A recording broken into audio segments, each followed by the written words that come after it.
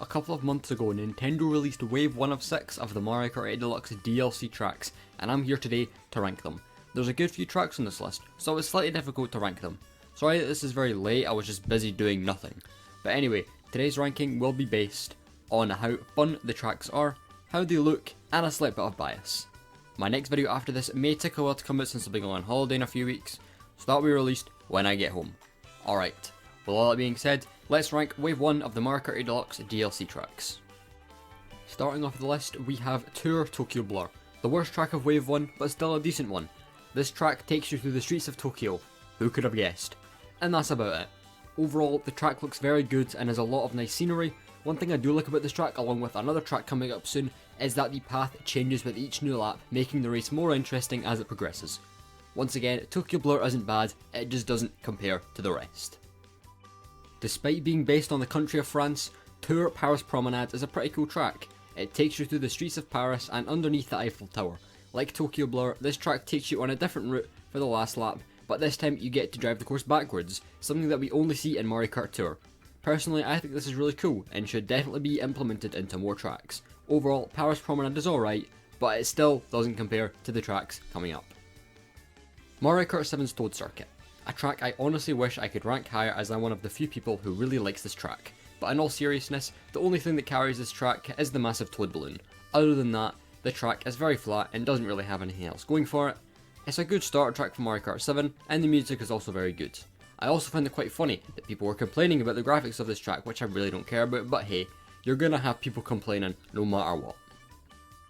Now we've reached an interesting one. GBA Sky Garden is not a GBA Sky Garden. It's the Mario Kart Tour version, which has kind of ruined it in my opinion. It's nothing like the original, and it's a lot shorter. I'd put this track above the previous ones, as OG Sky Garden is one of my favourite tracks of all time, and I'd just hate to dislike the track. This one isn't terrible, I just wish that they didn't port over the Mario Kart Tour version, and instead use the GBA version. Then they could have added a cool anti-gravity section, which would have been pretty nice. Coconut Mall. It's a fan favourite. While I think the track and music can get a bit overrated, I still enjoy it.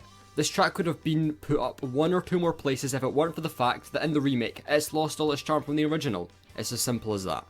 Everyone remembers Coconut Mall for its crazy atmosphere, including half pipes to trick off of, and the infamous moving cars at the end, but this time it's got neither of those things. I still like racing on this track, but I would like it a lot more if it brought back the things that OG Coconut Mall is famous for.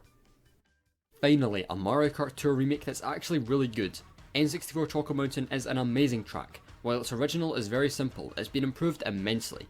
It's been made to suit Mario Kart 8 with a short glider section as you exit the cave, and let me just say, while it's short, the cave section looks amazing on this track and was really needed for a track like Choco Mountain.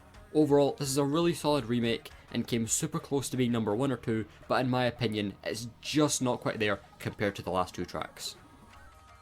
Ninja Hideaway for Mario Kart Tour is by far the best tour track in Mario Kart 8 we've seen so far. It's not even close. This track has split paths going through the entire track. Each new section has a split path, which makes it so much fun to race through every time you play it. Ninja Hideaway also looks phenomenal with lots of great scenery around it. The track looks amazing the whole way round. It also has a huge shortcut at the end of the track, which can be tricky to pull off, but really helps in time trials or speedruns. I really like how Lacus doesn't try to pick you up while attempting it. I also wish the same thing with other tracks, but unfortunately, this is Mario Kart 8 we're talking about. Without a doubt, the number 1 track on this list is DS Shroom Ridge.